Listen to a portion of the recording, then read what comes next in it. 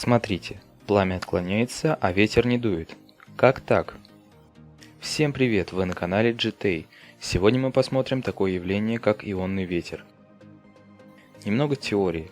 Ионный ветер – это явление, при котором движение воздуха возникает под воздействием электрического поля. Повышение напряжения электрического поля рядом с положительным электродом приводит к ионизации окружающего воздуха.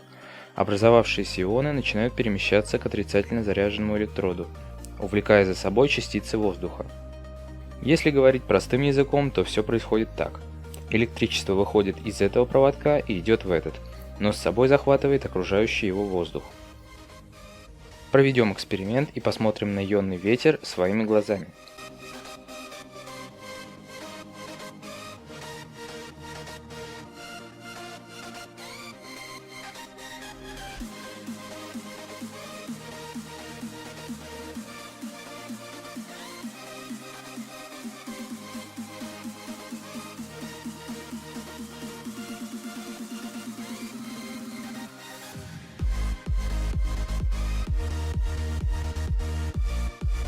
У нас все получилось, мы можем наблюдать ионный ветер. А что будет, если поставить в ряд несколько свечей?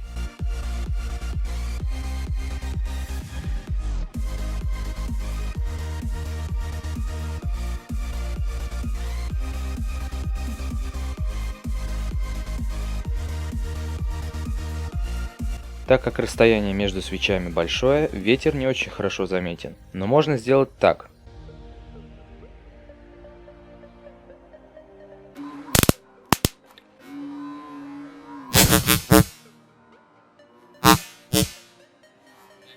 Вот это было неожиданно. Немного бомбанул горячий парафин.